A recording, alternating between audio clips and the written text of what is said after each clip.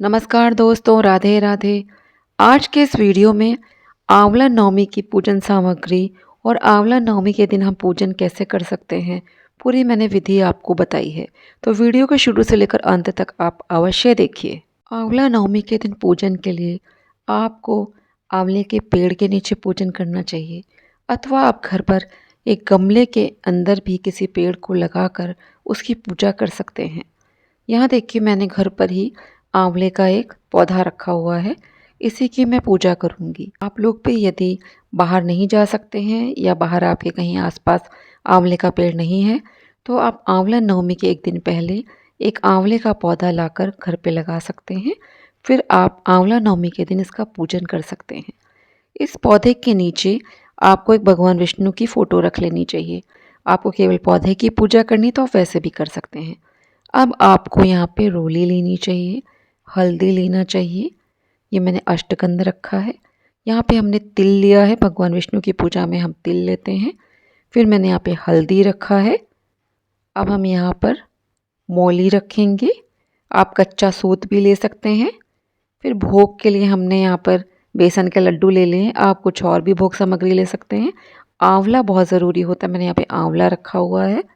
आप 5, 7, 11, 21 आप अपनी सुविधा अनुसार रखिए। हमने यहाँ पे पीला चंदन भी रख लिया है। अब ये मैंने यहाँ पे केसर का तिलक लगाने के लिए केसर लिया है। केसर में थोड़ा गंगा जल मिला लिया है। आप इसमें थोड़ी हल्दी मिलाकर भी लगा सकते हैं, तो ये स्वर्ण तिलक हो जाता है। अब यहाँ मैंने आंवले लिए हैं। मैं आंवलों का दीपदान करूँगी। आप साधारण दीपक भी जला सकते हैं, लेकिन मैं आंवलों का दीपदान कर रही हूँ आज। पुष्पमाला और पुष्प मैंने यहाँ पे लिए हैं। पीला कपड़ा लिया है, भगवान विष्णु जी को भी चढ़ा सकते हैं और आंवले के पेड़ पे भी बांधने के लिए आप ले सकते हैं। यहाँ मैंने धूप लिया है। माचिस आप रख लीजिए। और आपको अब यहाँ पे एक दीपक चाहिए होगा। दीपक मैंने आपको पहले ही रख दिया, दीपक रखा हुआ है। यहाँ मैंने ऋतुफल ले लिए हैं और दक्षिणा ले लिया है। ऋतुफल में केला, सेब, संतरा जो भी आप देख लीजिए। यहाँ पे मैंने कच्चा दूध रखा है। ये गाय का कच्चा दूध आपको लेना है। तो इतनी पूजन सामग्री आप रख लीजिए। मैंने यहाँ कुशा भी लिया है। ये तिल को सबसे पहले हम जल में डाल के पौधे को सींचते हैं। अब आप किसी पेड़ के नीचे जाएंगे पूजा करने, तो वहाँ पे आपको ज़्यादा पानी की ज़रूरत पड़ेगी। भगवान विष्णु को हम जल अर्पित करते हैं कुश से। अब हम यहाँ पे दीपक को आसन देते हुए मैंने दीपक के नीचे सफ़ेद तिल रख दिया है। फिर दीपक रखा है। हम पूरी पूजा में अक्षत की जगह पे तिल का प्रयोग कर रहे हैं। हमने यहाँ पे दीपक प्रज्वलित कर दिया है। दीपक सबसे पहले आप प्रज्वलित करेंगे, फिर हाथों को धो लेंगे। फिर आपको दीपक की भी पूजा करनी चाहिए। अभी मैं यहाँ पे कच्चा दूध जो मैंने गाय का लिया था, उसमें मैंने हल्दी मिलाई है। आज पेड़ को सींचा जाता है। आप इसमें हल्दी मिश्रित दूध से पेड़ को सींचेंगे। फिर रोली, कुमकुम हम पुष्प में लगाकर दीपक को प्रणाम करेंगे, उसकी पूजा करेंगे। अब भगवान विष्णु को हम यहाँ पर अष्टगंध अर्पित करेंगे और आंवले के पेड़ पे भी हम अष्टगंध लगाएंगे। यहाँ देखिए, मैं आंवले के पेड़ पे भी अष्टगंध लगा रही हूँ। अब हम भगवान विष्णु को रोली अर्पित करेंगे और अपने इस पेड़ को भी हम रोली लगाएंगे। फिर हमारे पास केसर है, हम उसको भी लगाएंगे। केसर का तिलक हम कर रहे हैं। आप इसी तरह पेड़ की जड़ में लगाइए। फिर हम यहाँ पे एक पीला कपड़ा लेंगे, उसे पौधे पे चढ़ा देंगे अथवा हल्का सा बांध देंगे। यहाँ मैंने पीले कपड़े को हल्का सा वहाँ पे बस फिक्स कर दिया है, बहुत टाइट नहीं बांधा है। आप ऐसे ही चढ़ा दीजिए। इसके बाद हमें यहाँ पे मौली या कच्चा सूत उसको बांधना है। इसको हम 8 बार बांधते हैं। क्लॉकवाइज हम इसको बांधेंगे, 8 बार बांधेंगे। फिर इसके बाद 8 बार ही हम लोग परिक्रमा करते हैं, या तो 8 बार या 108 बार। तो मैंने यहाँ पे 8 ही बार करा है। इस तरह से आप भी कच्चे सूत को 8 बार बांध दीजिए। ये देखिए, इसमें गांठ नहीं बांधी जाती है। आखिरी बार जो धागा होता है वहीं पे छोड़ दिया जाता है। अब हम पुष्पमाला अर्पित करेंगे। पीले फूलों की माला यदि आप अर्पित करते हैं तो ये बहुत ही उत्तम होता है, क्योंकि भगवान विष्णु जी को पीले रंग से ज़्यादा लगाव है। उनकी पूजा में हम पीले रंगों का ज़्यादा प्रयोग करते हैं। पीले फल, पीले पुष्प, पीला भोग। यहाँ मैंने बेसन के लड्डू रखे हैं, यहाँ पे हम चढ़ा देंगे उन्हें। जल भी अर्पित कर देंगे कुशा से। अब यहाँ पे हम तिल भी अर्पित करेंगे भगवान को। हमें तिल अवश्य अर्पित करना चाहिए। यहाँ मैंने भगवान विष्णु को भी मौली चढ़ाया हुआ है, जिसको रक्षा सूत्र भी कहते हैं। वो भी मैंने उनको चढ़ाया है, आप भी चढ़ा दीजिएगा। अब हम यहाँ पे धूप दिखा रहे हैं, धूप हमें दिखाना चाहिए। अब हम प्रभु को आंवले का भोग अर्पित करेंगे। इस दिन आप 5, 7, 11, 21 अपनी श्रद्धा अनुसार जितने आंवले आप भोग में लगा सकते हैं भोग में चढ़ाइए, फिर इसका दान कर दीजिए। यहाँ पे देखिए मैंने दीपक बनाए हैं, ये आंवले के दीपक बनाए हैं।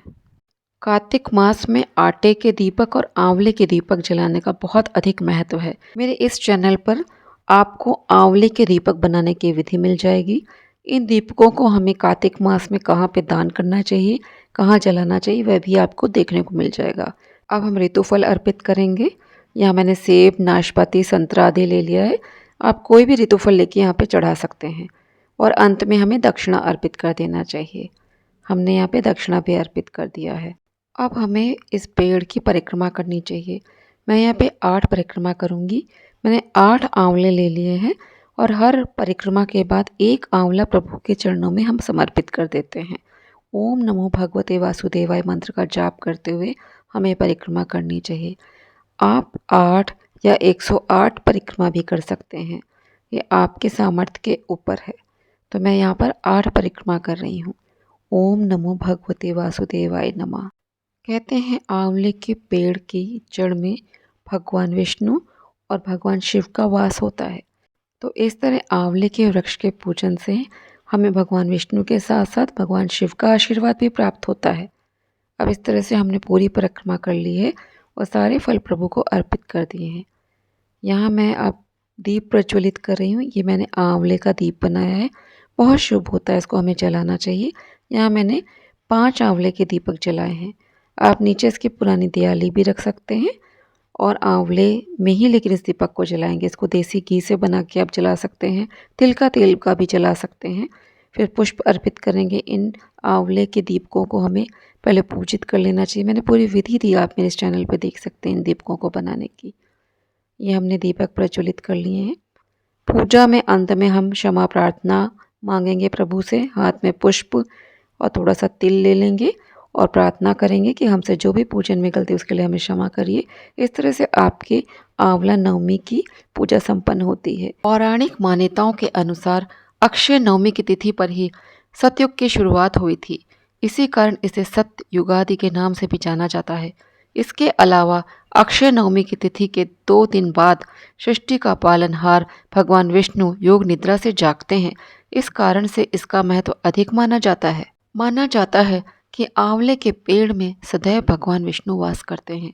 आंवला नवमी पर लोग पवित्र नदी में स्नान, ध्यान, दान आदि करके भगवान से हर मनोकामना को पूरी करने की प्रार्थना करते हैं। स्वास्थ्य के नज़रिए से आंवले के फल में पोषक तत्वों का भंडार रहता है।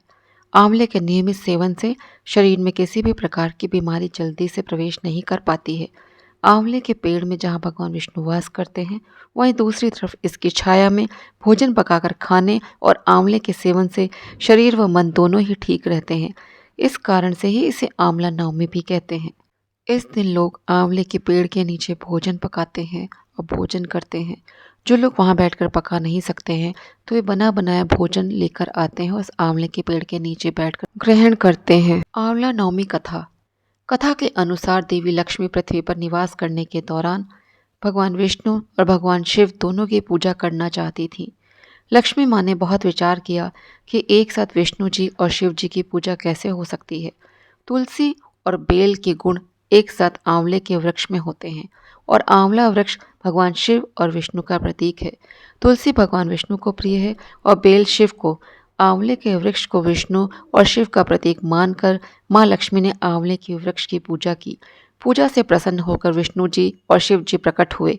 लक्ष्मी माता ने आंवले के वृक्ष के नीचे भोजन बनाकर भगवान विष्णु और शिव को भोजन कराया। इसके बाद स्वयं भी वहीं भोजन किया। जिस दिन यह घटना हुई उस दिन कार्तिक शुक्ल नवमी थी।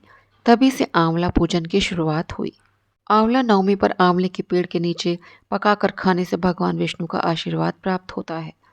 इस दिन भगवान विष्णु की पूजा करते समय उन्हें भोग में आंवला जरूर चढ़ाएं।